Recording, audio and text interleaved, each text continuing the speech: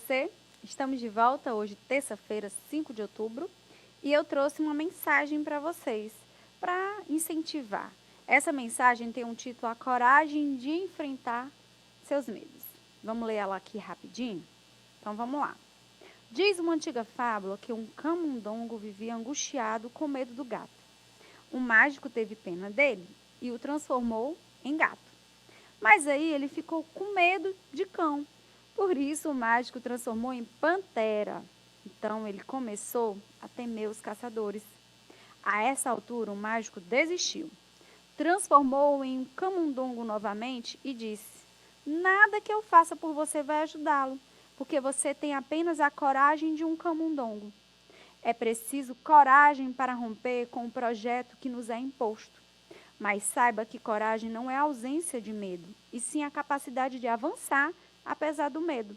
Caminhar para a frente e enfrentar as adversidades, vencendo os medos. É isto que devemos fazer. Não podemos nos derrotar, nos entregar por causa dos medos.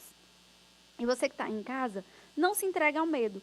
Não tenha medo de dizer que tem medo, porque todos nós temos medo. Mas não deixe esse medo te paralisar. É isso que essa fábula quer dizer, tá bom? Não deixe que o medo te paralise e continue aí focando no que você pode fazer, tá bom? Não desista. Hoje a gente vai trabalhar elementos da narrativa. Qual é esse descritor? Vamos lá. Nesse descritor, nós vamos localizar elementos como o personagem principal e vamos também estabelecer relação entre partes do texto, personagem e ação, ação e tempo, ação e lugar. De vez em quando eu vou falar para vocês sobre o pente. Vocês lembram do pente? P de personagem, E de enredo, N de narrador, T de tempo e E de espaço. Mas a gente não vai focar nele. A gente vai focar nesses descritores que estão na telinha de vocês aí, tá bom? Então vamos lá. A raposa e o canção, não confundam. A gente já leu ontem a raposa e o corvo, é porque a raposa ela é danada e ela está em várias fábulas, em vários contos, tá bom? Nesse caso aqui é um conto tradicional. Vamos lá. Passaram a manhã chovendo e o canção todo molhado, sem poder voar, estava tristemente pousado à beira de uma estrada. Veio a raposa e levou-o na boca para os filhinhos. Mas o caminho era longo e o sol ardente. Mestre Canção enxugou e começou a cuidar do meio de escapar a raposa. Passam perto de um povoado. Uns meninos que brincavam começavam a dirigir desaforos à astuciosa caçadora. Vai o Canção e fala: Comadre Raposa, está um desaforo. Eu, se fosse você, não aguentava. Passava uma descompostura. A raposa abre a boca no impropério terrível contra a criançada. O Canção voa, pousa triunfalmente num galho e ajuda a vaiá-la. Olha como a raposa, ela é esperta, mas também é muito vaidosa.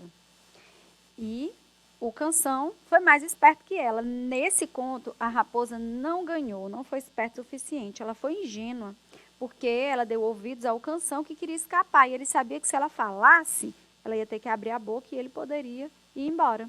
Ela caiu na do Canção. Quais são os personagens aqui? Ó, percebam que a gente tem os principais, que são a raposa e o Canção. E a gente tem os secundários aí, os filhinhos da raposa, que são citados apenas, e os meninos que estavam caçoando dela. Então, prestem bastante atenção que sempre vai ter esses elementos dentro da narrativa, tá bom? No final da história, a raposa foi A, corajosa, B, cuidadosa, C, esperta ou D, ingênua. Aqui é personagem e ação, tá? São esses elementos. Então, ela foi o quê? Falei para vocês que ela foi ingênua, tá na letra D, porque ela se deixou levar pela investida do Canção e ele conseguiu escapar, tá bom? E quais são os personagens principais do texto? Eu falei para vocês também. Vocês devem lembrar ainda que os personagens principais são... É a raposa somente? Não. É o Canção apenas? Também não. É a raposa e o Canção. São os personagens mais tratados aí dentro do texto. Os outros são figurantes, secundários e terceirizados, tá bom? Próximo texto. Quem vai salvar a vida? No dia seguinte era sábado E meu pai pegou o Trovão, nosso cachorro, e já ia saindo com ele para passear. Então eu perguntei: Ô pai, que tal levar um saquinho para pegar a sujeira do Trovão? Pegar a sujeira? Ele perguntou. Então, pai, não se pode deixar a sujeira no meio da rua. Ora, ora, meu pai respondeu, a rua é para isso mesmo. Pai, que absurdo! A rua é de todos. É como se você levasse seu cachorro para sujar a casa dos outros. Você não vê que a gente pisa nessa sujeira e traz para casa? Não vê que tem crianças pequenas que andam na rua e sujam os pés? Meu pai me olhou torto, e foi embora. Mas quando ele voltou, eu vi que ele tinha um saquinho que ele atirou no lixo. Funcionou. Vocês viram aqui, conseguiram perceber os personagens? O filho, o pai e o cachorro, que eles chamam de Trovão. Acontece mais ou menos aí na porta de casa, que é quando ele vai saindo de casa. Esse é o espaço da história, tá bom? E o tempo provavelmente é dia. Não sabemos se manhã ou tarde, mas geralmente as pessoas saem à tardinha para passear com o cachorro, né? Vamos lá. A parte do texto que nos indica que o narrador é um filho ou filha é A.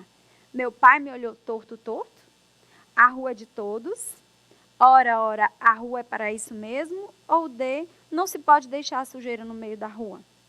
Logicamente, está bem fácil que vocês responderam em casa que é a letra A, meu pai. Se ele fala meu pai, a gente entende que ele é um filho desse pai, né? Ou filha. Quem são os personagens do texto? Vamos lá. O pai e o filho. B, o trovão e o filho. C, o pai, o filho e o cachorro. Ou D, o pai e o cachorro. Tá fácil, hein? O pai, o filho e o trovão, que é o cachorro, tá bom? São os personagens desse texto. Vamos lá. O galo que logrou a raposa. Vamos lá. Um velho galo matreiro, percebendo a aproximação da raposa, empoleirou-se numa árvore. A raposa, desapontada, murmurou consigo: Deixe estar, seu malandro, que já te curo. E em voz alta: Amigo, venho contar uma grande novidade. Acabou-se a guerra entre os animais. Lobo e cordeiro, gavião e pinto, onça e veado, raposa e galinha. Todos os bichos andam agora aos beijos, como namorados. Desça desse poleiro e venha receber o meu abraço de paz e amor. Muito bem, exclamou o galo. Não imagina como tal notícia me alegra. Que beleza vai ficar o mundo, limpo de guerras, crueldades e traições. Vou já descer para abraçar a amiga raposa, mas, como lá vem vindo 3 cachorros, acho bom esperá-los, para que eles também tomem parte da confraternização. Ao ouvir falar em cachorros, Dona Raposa não quis saber de histórias e tratou-se de pôr-se a fresco, dizendo: Infelizmente, amigos Coro e Cocó, tenho pressa e não posso esperar pelos amigos cães. Fica para outra vez a festa, sim? Até logo. E rapou-se, com esperteza.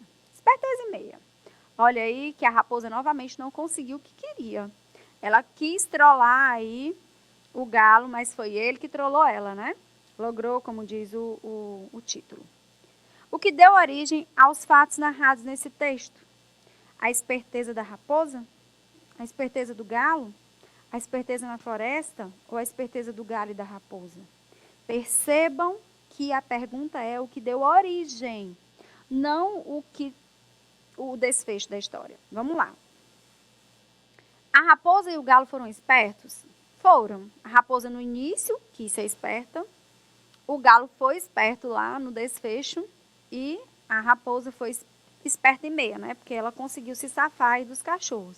Mas o que deu origem à narrativa foi a esperteza da raposa, o fato dela querer ser esperta na verdade. Isso foi o que... Ela foi esperta? Não. Mas o que deu origem foi a esperteza dela, tá bom? Vitória Régia, a estrela das águas.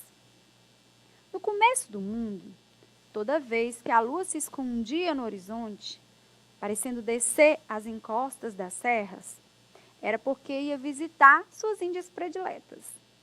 Para explicar o surgimento das estrelas, os velhos adivinhos das tribos contavam que a deusa lua transformava as índias em luz e as conduzia para as mais elevadas nuvens.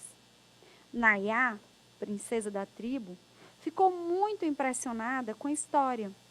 E altas horas da noite, quando todos dormiam, ela subia às montanhas para ver a lua. Querendo ser transformada em estrela, ultrapassava as colinas e ficava cada vez mais fascinada pelo astro, que parecia fugir. A indiazinha ficou tão desolada por não conseguir alcançar a lua que começou a ficar doente. Nem os pajés, com seus feitiços, conseguiam curar a moça, que a cada dia ia ficando mais triste. Assim vivia a jovem índia a vagar nas noites enluaradas, ferindo-se nas pedras e aos soluços. Certa vez, quando viu no espelho de um lago a imagem branca da lua faiscando luz, atirou-se na água. Durante semanas, todos da tribo procuraram Nayá, inutilmente nas selvas vizinhas. No entanto, a lua que gerava as águas, os peixes e as plantas aquáticas quis recompensar o sacrifício da jovem. Fez nascer no corpo de Nayá uma misteriosa planta com folhas largas para receber a luz do luar e na qual a imensa pureza do espírito da jovem desabrochou. Assim nasceu, nas águas mansas do lago, uma grande flor perfumada, a estrela das águas, Vitória Régia. É uma lenda, né? Meu Deus, eu já dei a resposta. Esse texto pertence ao gênero A, conto, B, crônica, C, notícia ou D, lenda. Você aí de casa gritou lenda, né? Quem não conhece a lenda de Vitória Régia? Vamos lá. No desfecho dessa narrativa, Nayá. Então, a gente está tratando agora da ação do desfecho em relação à personagem Nayá. Ela atirou-se na água ao ver a imagem da lua refletida, esse foi o desfecho. B, começou a ficar doente por não conseguir alcançar a lua. C, foi transformada em uma Vitória Régia. Ou D, subiu as montanhas para ver a lua. Percebam que aqui nas alternativas, olha, a gente tem muito das partes do desenvolvimento do conflito. Atirou-se na água ao ver a imagem da lua refletida, começou a ficar doente por não conseguir alcançar a lua, subiu as montanhas para... Todas são ações da personagem. Mas qual foi o desfecho dessa história? A letra C. Foi transformada em uma Vitória Régia, tá? Foi o desfecho final da história, ok? Piada de sogra. O guarda manda o sujeito parar o carro. Seus documentos, por favor. O senhor estava a 130 km por hora e a velocidade máxima nesta estrada é 100. Não, seu guarda, eu estava a 100, com certeza. A sogra dele corrige. Ah, Chico, que é isso? Você estava a 130 ou mais. O sujeito olha para a sogra com o rosto fervendo. E sua lanterna direita não está funcionando. Minha lanterna? Nem sabia disso. Deve ter pifado na estrada. A sogra insiste. Ah, Chico, que mentira! Você vem falando há semanas que precisa consertar a lanterna. O sujeito está fulo e faz sinal à sogra para ficar quieta. Aqui a gente tem, ó, parando aqui um pouquinho o texto, o guarda como personagem, o sujeito, que é o Chico, e a sogra. Beleza? Chico, guarda e a sogra. Esse sujeito aí é o Chico, tá? E o senhor está sem o cinto de segurança. Mas eu estava com ele, eu só tirei para pegar os documentos. Ah, Chico, deixa disso, você nunca usa o cinto. O sujeito não se contém e grita para a sogra. Cala essa boca! O guarda se inclina e pergunta à senhora. Ele sempre grita assim com a senhora? Ela responde, não, seu guarda, só quando ele bebe. Se complicou, Chico, hein? De acordo com o texto, quem proferiu a fala seguinte? Ah, Chico, deixa disso, você nunca usa o cinto. Foi o narrador, o guarda, a sogra ou o Chico? Quem falou isso, que ele nunca usa o cinto, foi a sogra, letra C. Ela que estava ali o tempo inteiro rebatendo tudo que o Chico falava e que era mentira, né, gente? Então, a sogra foi quem disse que ele nunca usava o cinto, beleza? Onde acontece a história? Olha, agora eu quero ver. Ela acontece dentro de um carro? Não poderia ser somente dentro do carro, porque o guarda estava fora. Na casa da sogra? Também não, isso aí foi só para trollar vocês, né? Na cadeia? Não. Ela acontece dentro de um carro, na estrada, porque sogra e o sujeito, o Chico, estão dentro do carro e o guarda está na estrada. E o carro está na estrada também, né? Então, é a letra D, que é a nossa alternativa correta. Qual a personagem que grita com a velhinha?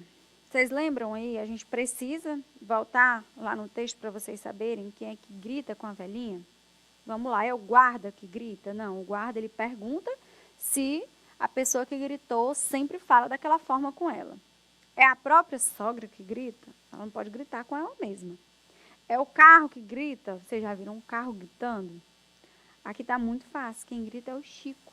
Que se na alternativa tivessem colocado sujeito, vocês poderiam ficar, não, está errado, aí tem duas alternativas corretas, né? Porque o sujeito é o mesmo Chico.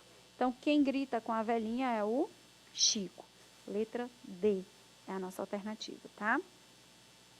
O lazer da formiga. Vamos ler esse texto. A formiga entrou no cinema porque achou a porta aberta e ninguém lhe pediu bilhete de entrada. Até aí, nada demais, porque não é costume exibir bilhete de entrada a formigas. Elas gozam de certos privilégios, sem abusar deles. O filme estava no meio. A formiga pensou em solicitar ao gerente que fosse interrompida a projeção para recomeçar do princípio, já que ela não estava entendendo nada.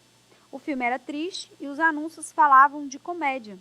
Desistiu da ideia. Talvez o cômico estivesse nisso mesmo.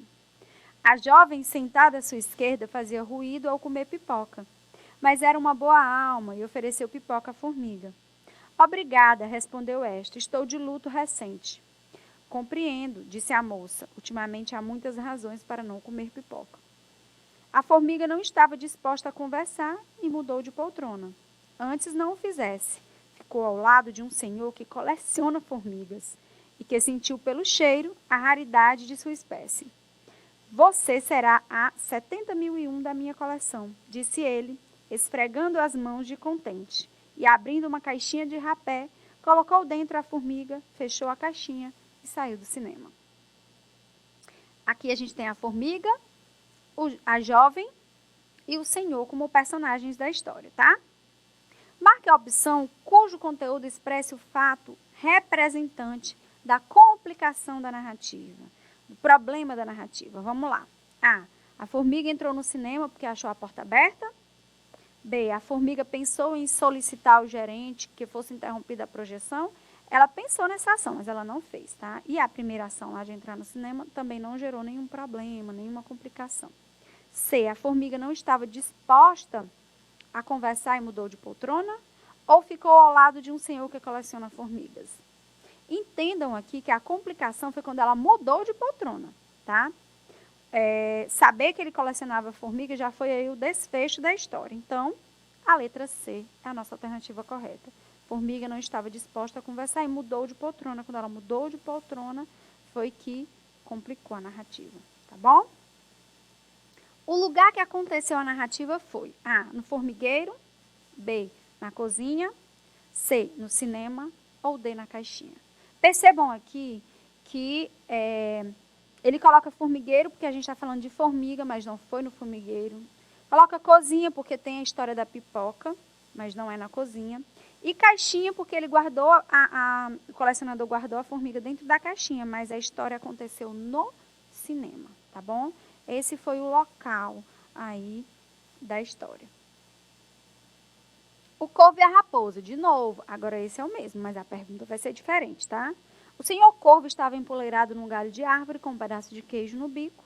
Comadre raposa aproximou-se, atraída pelo cheiro, e cumprimentou alegremente o corvo. Bom dia, mestre corvo, como você está bonito? Acho que nunca vi ave mais bela. Francamente, se a sua voz é tão formosa como a sua plumagem, você é o rei dos pássaros. Ouvindo esses elogios, o corvo quase estourou de satisfação. Querendo mostrar que nem mesmo uma bela voz lhe faltava, abriu o bico para cantar. O queijo caiu e, mais do que depressa, a raposa apanhou. Antes de ir saborear o petisco, disse: caro compadre, aprenda que todo bajulador vive à custa de quem o escuta. Acho que esta lição vale bem um pedaço de queijo. Vamos à pergunta. Quem conta a história? Quem é o narrador dessa história? A.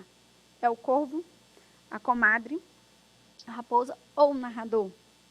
Você de casa se prestou bastante atenção naquelas aulas teóricas que nós tínhamos sobre elementos da narrativa, sabe que quem conta a história é o narrador. E que esse narrador, ele é observador. Lembra que a gente falou que a gente tem o narrador observador, o narrador personagem? Esse aí é observador, porque ele conta de longe a história, não está participando dela, tá bom? Onde o corvo se encontra durante a narrativa? Qual local que ele se encontra? Em casa, B, no chão da floresta, C, no galho de uma árvore ou D, no galinheiro? No galho de uma árvore. Lembram que ele ficou lá em cima, no galho da árvore, com a boca ocupada, com o queijo? Pois é, no galho de uma árvore, letra C. A costureira das fadas. Presta atenção nesse texto. Depois do jantar, o príncipe levou o Narizinho à casa da melhor costureira do reino. Era uma aranha de Paris, que sabia fazer vestidos lindos, lindos, até não poder mais. Ela mesma tecia a fazenda. Ela mesma inventava as modas. Dona Aranha, disse o príncipe, quero que faça para esta ilustre dama o vestido mais bonito do mundo. Vou dar uma grande festa em sua honra e quero vê-la deslumbrar a corte. Disse e retirou-se. Dona Aranha tomou da fita métrica e, ajudada por 6 aranhinhas, muito espertas, principiou a tomar as medidas. Depois teceu depressa, depressa, uma fazenda cor-de-rosa com estrelinhas douradas, a coisa mais linda que se possa imaginar. Teceu também peças de fita e peças de renda e de entremeio, até carretéis de linha de seda fabricou. Que beleza! Ia exclamando a menina, cada vez mais admirada dos prodígios da costureira. Conheço muitas aranhas em casa de vovó, mas todas só sabem fazer teias de pegar moscas. Nenhuma é capaz de fazer nem um paninho de avental. É que tenho 1000 anos de idade, explicou Dona Aranha, e sou a costureira mais velha do mundo. Aprendi a fazer todas as coisas. Já trabalhei durante muito tempo no reino das fadas. Fui quem fez o vestido de baile de Cinderela e quase todos os vestidos de casamento de quase todas as meninas que se casavam com príncipes encantados. A personagem que se destaca no texto, a costureira das fadas, é o príncipe, Narizinho, Cinderela ou Dona Aranha. O que vocês acham em casa? A personagem é Dona Aranha. O texto fala todo das peripécias e de todas as coisas, todos os tecidos que ela já teceu para fazer vestidos para muitas princesas, né? O príncipe levou o Narizinho a casa das fadas, casa da Dona Aranha, casa da vovó ou casa da rainha? Você aí de casa respondeu casa da Dona Aranha e acertou. Letra B. Este é o local onde Narizinho foi levado para a casa da Dona Aranha para fazer o vestido mais belo de todos, né? A incapacidade de ser verdadeiro. Paulo tinha fama de mentiroso. Um dia chegou em casa dizendo que vira no campo 2 dragões da independência cuspindo fogo e lendo fotonovelas. A mãe botou de castigo, mas na semana seguinte ele veio contando que caíra no pátio da escola um pedaço de lua, todo cheio de buraquinhos feito um queijo. Ele provou e disse que tinha gosto de queijo. Desta vez, Paulo não só ficou sem sobremesa, como foi proibido de jogar futebol durante 15 dias. Quando o menino voltou falando que todas as borboletas da terra passaram pela chácara de Ceilpídia e queriam formar um tapete voador para transportá-lo ao 7º céu, a mãe decidiu levá-lo ao médico. Após o exame, o doutor Epaminondas abanou a cabeça. Não há nada a fazer, dona Colo. Este menino é mesmo um caso de poesia. Próximo texto, os gnomos e o sapateiro. Era uma vez um sapateiro tão pobre, que só lhe restava couro para um único par de sapatos. Certa noite, quando ia começar a fazê-lo, sentiu-se cansado. Apenas recortou uma tira de couro e deixou para terminar o serviço no dia seguinte. De manhã, quando voltou para a mesa de sua oficina, encontrou o par de sapatos prontinho. Apanhou cada um de seus sapatos e examinou-os, tentando descobrir quem os havia confeccionado, mas não conseguiu. Era um verdadeiro mistério. Intrigava-o ainda mais o fato de aquele par de sapatos ser o mais perfeito que ele já tinha visto. O sapateiro, ainda parado, pensando, com um par de sapatos na mão, quando o freguês entrou em sua oficina. O homem apaixonou-se pelos sapatos e fez questão de comprá-los imediatamente. Peter, o sapateiro, não desejava vendê-los. Queria primeiro descobrir como haviam aparecido em sua mesa. Mas o freguês lhe ofereceu tanto dinheiro pelos sapatos que ele terminou concordando em vendê-los. Peter usou o dinheiro para comprar mais couro. À noite cortou o material e foi se deitar. No dia seguinte, aconteceu a mesma coisa. Os sapatos apareceram prontos e em seguida veio um freguês que os comprou por um preço altíssimo. E assim os dias se passavam, o sapateiro se tornava cada vez mais rico. Até que Heidi, sua mulher, sugeriu: precisamos descobrir o que está acontecendo. Em vez de dormir, vamos nos esconder atrás da porta e espiar. À meia-noite em ponto, surgiram 2 graciosos gnomos completamente nus. Sentaram-se na mesa de Peter com tanta rapidez que ele e sua mulher não conseguiam enxergar os movimentos de suas mãos. Heidi ficou encantada com os gnomos. Eles nos ajudaram, agora estamos ricos, disse. Mas os 2 homenzinhos estão com frio. Isso não é justo. Vou costurar roupinhas lindas para eles. E assim o fizeram. Naquela noite colocaram as roupinhas ao lado do couro e se esconderam. Os homenzinhos adoraram o presente. Desse dia em diante, os 2 gnomos nunca mais voltaram. Mas, mesmo assim, Peter, Heidi e os filhos viveram felizes para sempre. No texto aparecem fatos que fogem à realidade e nos levam ao mundo fantástico. Que elementos são esses? Homenzinhos, gnomos que aparecem à noite para consertar os sapatos e ajudar os humanos. 2. Que fato acontece no conto que modifica o rumo da história? Qual é o fato? A mulher do sapateiro resolve descobrir o que está acontecendo e acaba revelando que sabe a existência dos gnomos e por isso eles não voltam mais, tá? Então, isso modifica o rumo da história, tá? Quais elementos da narrativa aparecem no texto? A sequência de fatos, os personagens, o conflito, o narrador e o desfecho. Ela é toda completinha em relação aos elementos da narrativa. E qual o conflito? A situação, problema do texto. O sapateiro não sabia quem estava consertando os sapatos com uma tira de couro e se instalou o mistério. Beleza? Então, aqui a gente termina a nossa aula de hoje, mas vocês vão ter uma outra aula logo em seguida com o professor JJ e vão saber qual para a casa de hoje. Eu espero que tenham gostado e até a próxima semana. Beijos, tchau, tchau.